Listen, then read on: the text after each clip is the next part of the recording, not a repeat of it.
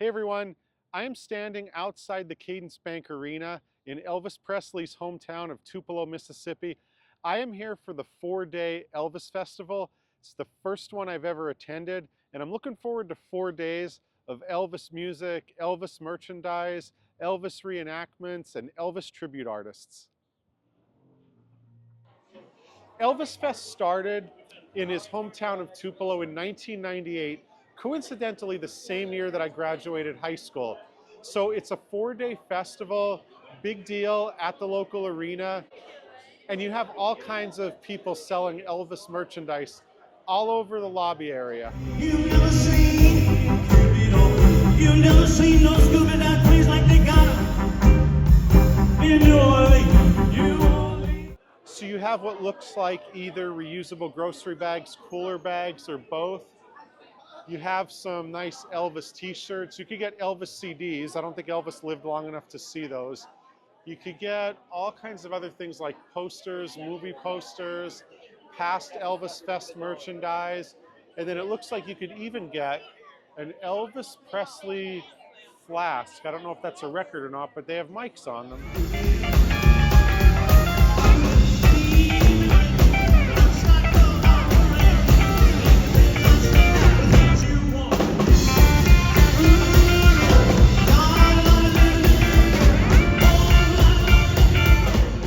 And this might be the largest selection of Elvis shirts outside of Graceland that I've ever seen. They're all different. What can I give when I give all of someone new? We got sunglasses, coffee cups, and these little action figures. To miss you so when I know you don't love me. I've never seen Elvis wearing one of his own t-shirts, but these jumpsuits, which I believe started later in his career, are for sale. And if you want to see what they look like on an actual model, swing right by here, and they're even measuring someone right now.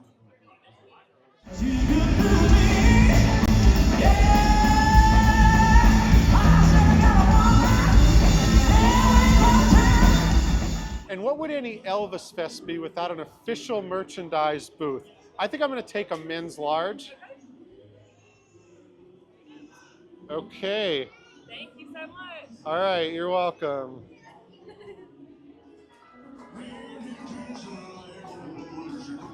That is cool. These were the, From his grave? yeah, Wow. my Wow. wife got those. Sally Hodel is the author of 2 Elvis books, and she travels to Elvis festivals, including the one we're at right now, which is in Tupelo. Hi, Sally. Hey, how are you? So how do you find Elvis Festival down in Tupelo?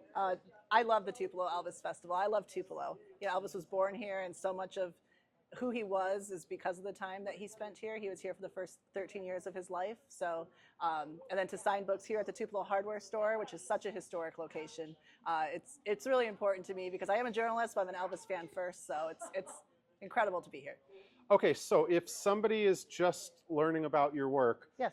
would you recommend starting with Destined to Die Young or Destined to Fly? Well, 2 very different books, but Destined to Die Young was my first book, and it is all about Elvis's health struggles, which have largely been unknown.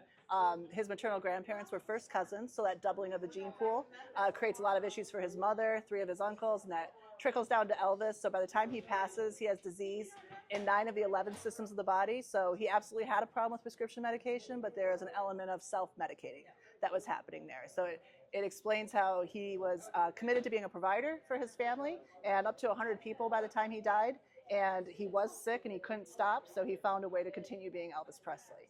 Destined to Fly, the story of Ron Strauss from Iowa to Elvis was my second book, and Ron flew Elvis on the Lisa Marie from 1975 to 1977, but a remarkable life story of hijacking. It's just like a slice of Americana, and then he gets to fly Elvis Presley too. So. You ain't nothing but a hound dog, crying all the time. You ain't nothing but a hound dog. So Sally, I'm a music history fan first and foremost, so I find this interesting even though I don't know a lot of Elvis songs outside of the #1 hits. How could somebody find you if they want to learn more about your work and like what you just told me about Elvis, which I had no idea about his health issues? Sure, I'm on Facebook, of course, and Instagram and all that, but elvisauthor.com is a great place for more information. It really talks about the research, especially that went into the first one. And then I'm on Amazon as well, but if you order books from the website, then they'll be signed. So. Okay, that sounds great, and that will be in the show description. Thank you very much, Awesome. Sally. Thank you. There's a Running with the King 5K that coincides with Elvis Fest every year. So I'm going to be doing this. It's going to be my first ever 5K. I even got my number right here. It goes through Tupelo. We're in East Tupelo right now. It is going to pass the Elvis birthplace as well. The bombs bursting in air gave proof through the night. Running with the king of rock and roll, but Lord, thank you most of all for the great privilege and honor it is to run this line with the King of Kings and Lord of Lords, our Savior Jesus. In His name, amen.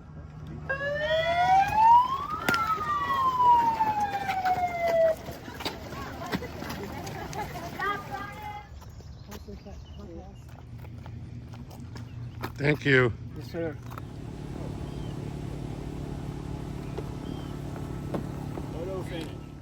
So that's it, my first 5K Running with the King. I finished in 15th, not bad. Let's see here. Actually, no, I missed the 2. That says 215th.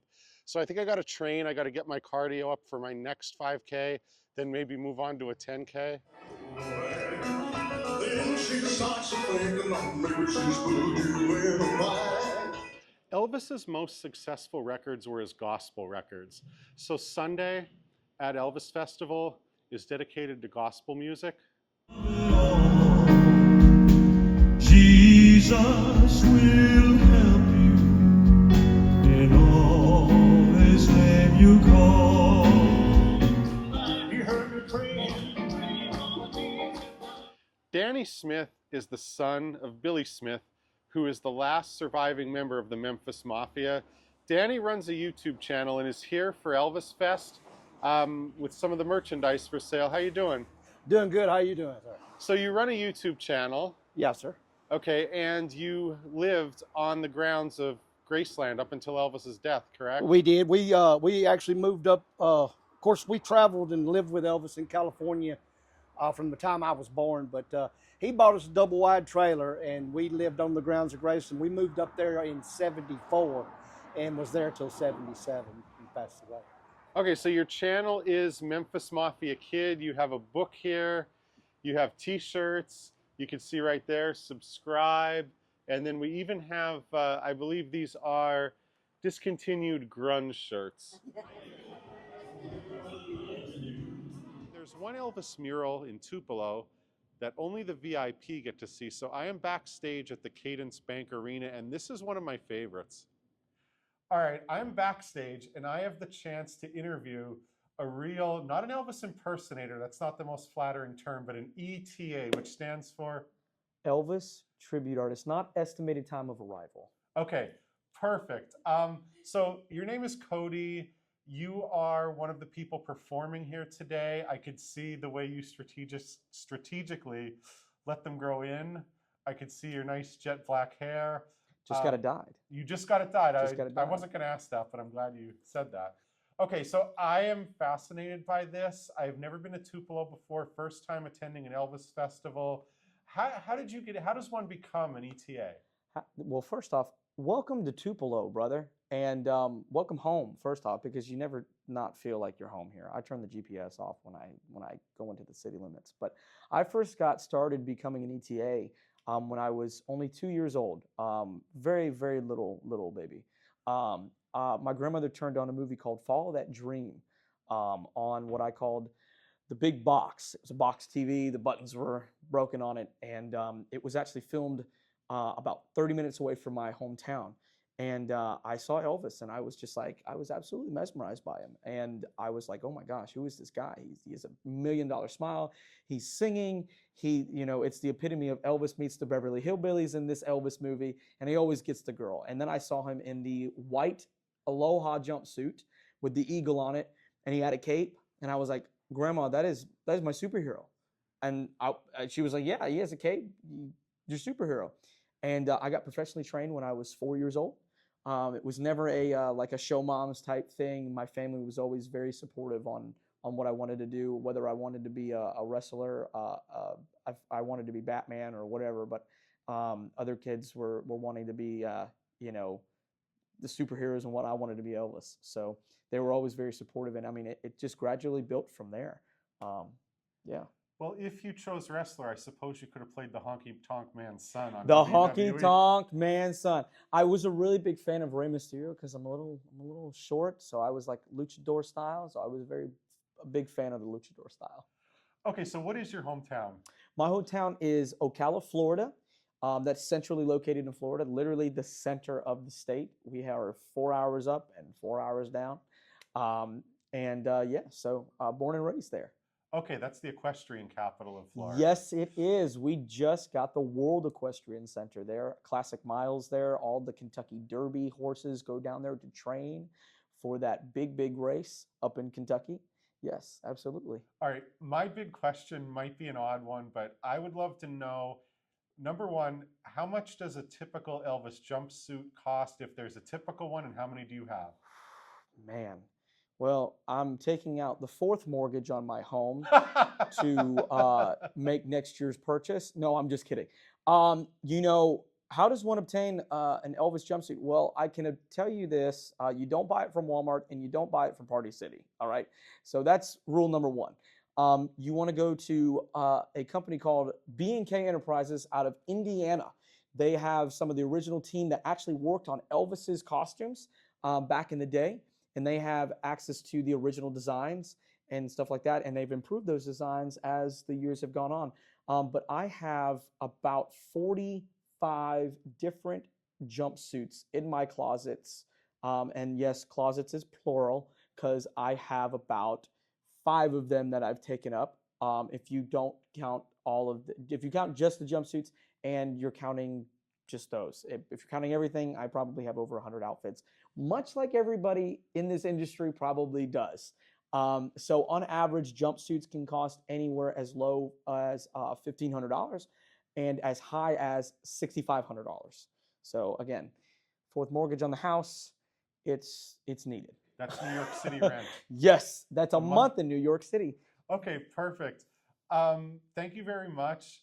I want to know one thing. Have you performed yet, or are you about to perform? So I've performed a couple of times this weekend.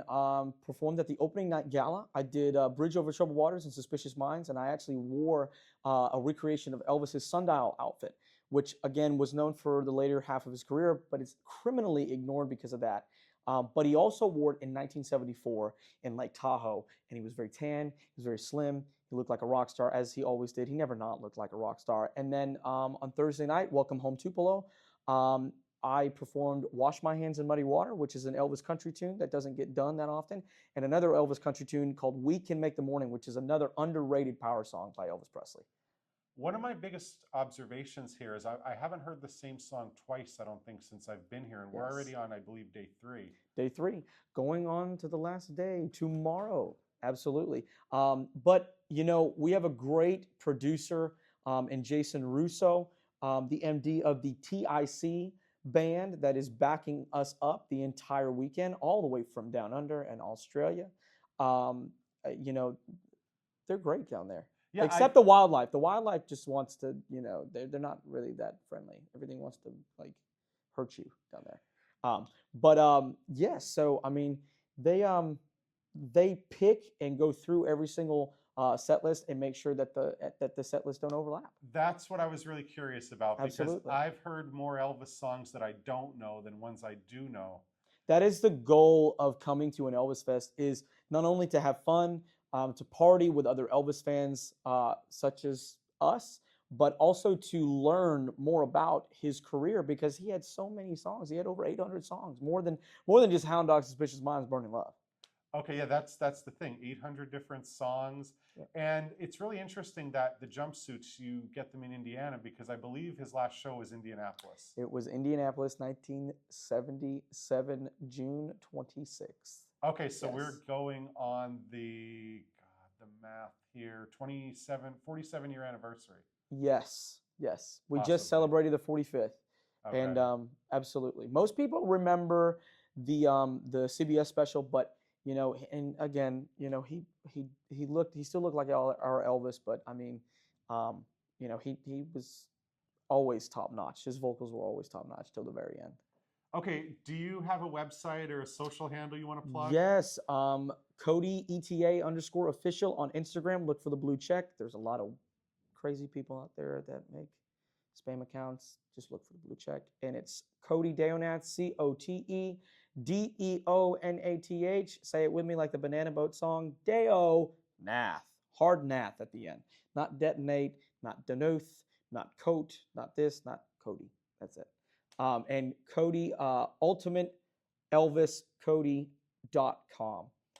Well, your enthusiasm, it's just infectious. I'm not an Elvis fan, but it's impossible not to just be taken in by all the enthusiasm here, the attention to the outfits, just the way that people are just so into this music and celebrating it. So it's every June in Tupelo. I'm sure you go to others too. Yes, I'm actually outside of Tupelo. I produce 10 different Elvis festivals with Elvis Presley Enterprises as well, all across the United States. So I'm not only an Elvis tribute artist, but I am also a producer of Elvis festivals. I started my production company at the age of 20 years old. I produced my first show. Didn't know what I was doing, but we took off, and I am now also licensed and endorsed by Graceland. And we travel all over the country, Arizona, Arkansas, Myrtle Beach, South Carolina, Florida, Georgia, Louisiana, Arizona, Texas, Kentucky, Illinois. So, I mean, and we have a cruise this year as well. And I even saw an Aussie Elvis here, I believe. An Aussie Elvis. Yes, you did. Absolutely. Every June, Elvis Fest, Tupelo, place of his birth. Thank you very much.